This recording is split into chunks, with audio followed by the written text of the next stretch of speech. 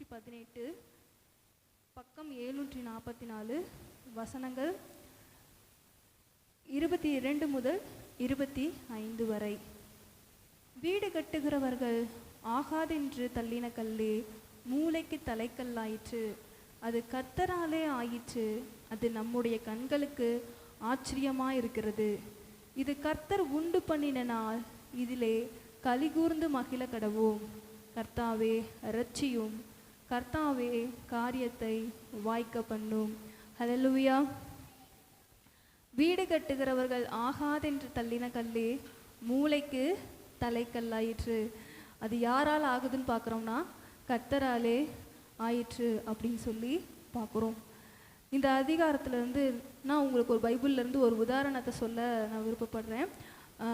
யோசேப்பு அப்படிங்கிற மனிதரை நாம் எடுத்துக்கொண்டோம் அப்படின்னா அவருக்கு அம்மா, அப்பா, சகோதரர்கள் அப்படின்னு சொல்லி ஒரு பெரிய கூட்டத்தோடு என்ன செய்கிறார்னா யோசேப்பு வாழ்ந்து கொண்டிருக்கார். அவருடைய தகப்பன் என்ன செய்கிறார்னா யோசேப்பை மிகவும் அன்பாக நேசிக்கிறாரு.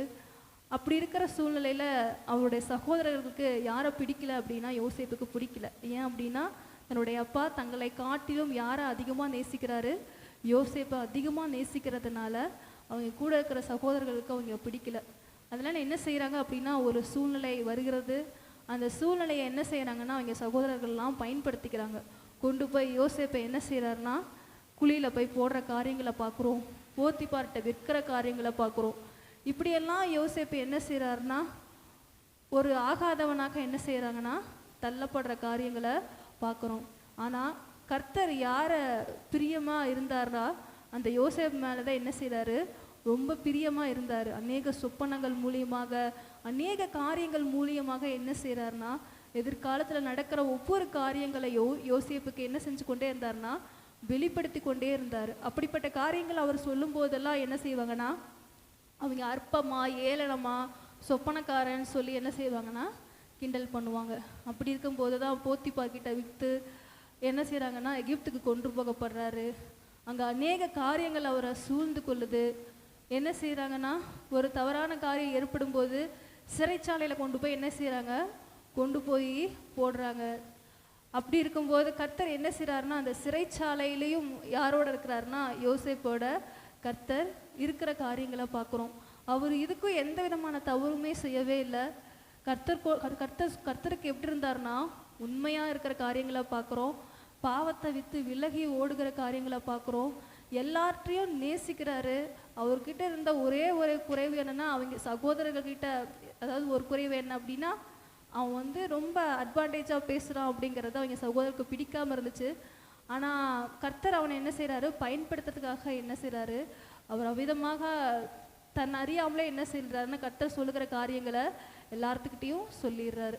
அப்படி இருக்கும்போது என்ன செய்கிறாருன்னா ஒரு காலம் வருது, எகிப்து நாட்டில் ஒரு பஞ்சம் வரப்போகுதுன்னு சொல்லி கர்த்தர் யோசேப்புக்கிட்ட வெளிப்படுத்துகிறாரு. வெளிப்படுத்தும் போது பார்த்தீங்க அப்படின்னா எல்லா தேசத்துலேயும் பஞ்சம் வருது. ஆனால் யோசேப்பு ரொம்ப ஞானமாக என்ன செய்கிறாருன்னா அந்த கர்த்தர் சொன்ன வெளிப்பாட்டை பயன்படுத்தி தானியங்களை சேர்த்து வைக்கிற காரியங்களை பார்க்குறோம். ஒரு நாள் அவருடைய தகப்பன், அவருடைய சகோதரர்கள் எல்லோரும் என்ன செய்கிறாங்கன்னா அந்த எகிப்துக்கு வராங்க தானியம் வாங்கிறதுக்கு. ஆனால் அங்கே அவங்க யாருக்கும் தெரியாது அங்கே நிற்கிறது யோசேப்பு தான் அப்படின்னு சொல்லி. ஆனால் யோசேப்புக்கு தெரியும் அங்கே வந்திருக்கிறது தன்னுடைய சகோதரர்கள் என்று. அப்படி இருக்கும்போது ஒரு நாள் என்ன செய்கிறாங்கன்னா நான் தான் யோசேப்பு என்று சொல்லி என்ன செய்கிறாருன்னா தன்னை அறிமுகப்படுத்துகிறார். அப்போ தான் அவங்க சகோதரர்கள்லாம் என்ன செய்கிறாங்க, ஒரு மனம் திரும்புகிறாங்க.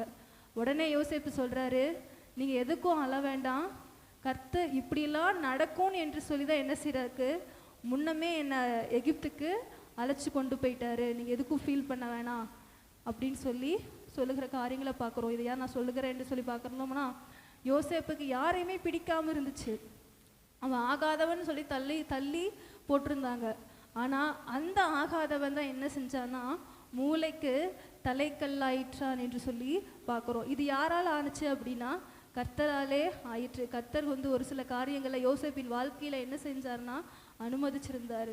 அந்த அனுமதித்தனால தான் என்ன செஞ்சார், யோசேப்பை ஒரு உயர்ந்த பதவியில் கொண்டு போய் வைத்து எல்லோருக்கும் பிரயோஜனமான காரியங்களை வழங்கும்படி செய்தார். இந்த நாளையும் நாம் ஒருவேளை ஆகாதவர்கள் என்று நம்ம தள்ளி வைக்கலாம். கர்த்தர் ஒரு நாள் என்ன செய்வார்னா நிச்சயமாய் உயரத்தை கொண்டு போய் வைக்குவதற்கு அவர் வல்லமை உடையவராக இருக்கிறார். இயேசு கிறிஸ்துவின் வாழ்க்கையிலையும் பார்க்குறோம், அவர் ஆகாதவர் என்று அற்பமாக எண்ணப்பட்டார்.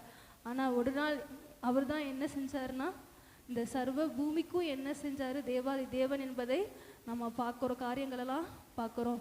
அது இதே போல் இந்த நாள்லையும் நாமளும் ஒரு விஷயம் நம்மை நாமே தாழ்த்தி, நம்ம எங்கேயாவது ஆகாதவர்கள் எங்கேயாவது நம்ம தள்ளி நம்மளை பண்ணியிருந்தாங்கன்னா ஒரு விஷயம் நம்மளை அர்ப்பணிப்போம். கர்த்தர் நம்மையும் மூளைக்கு தலைக்கல்லாய் மாற்றுவதற்கு அவர் வல்லமை உடையவராக இருக்கிறார். நம்ம ஒரு விஷயம் ஜெபிப்போம். அன்புள்ள பிதாவே, இந்த நாளின் கர்த்தாவே, விசேஷமாக ஆண்டவரே ராஜா, நாங்கள் வாசித்த அந்த வேத வசனத்தின் பிரகாரமாக ஒருவேளை நாங்கள் ஆகாதவர்களாய் காணப்படலாம் சுவாமி. நீர் எங்களை பயன்படுத்துவதற்கு வல்லமை உடையவராக இருக்கிறீங்க ஏசப்பா. எங்களை உம்முடைய கரத்துக்குள்ளாக ஒப்பு கொடுக்குறோம்ப்பா. நீர் எங்களை வணங்க, நீர் எங்களை பயன்படுத்துங்க, நீர் எங்களை பக்குவப்படுத்த வேண்டுமாய் தகப்பனை கெஞ்சுகிறோம். உம்முடைய கிருபையுள்ள கரங்களுக்குள்ளாக ஒப்பு கொடுக்கிறோம். வந்திருக்கிற ஒவ்வொருவரையும் ஆசீர்வதிங்க, மீதமுள்ள பகுதிகளையும் பொறுப்படுத்துவதை நடத்துங்க. இயேசுவின் நாமத்தில் ஜெபிக்கிறேன். பிறந்த நாள் முதலாய் உம் தோளில் சுமந்தீரே, தகப்பனிலும் மேலாய் தனி பாசம் வைத்தீரே. பிறந்த நாள் முதலாய் உம் தோளில் சுமந்தீரே, தகப்பனிலும்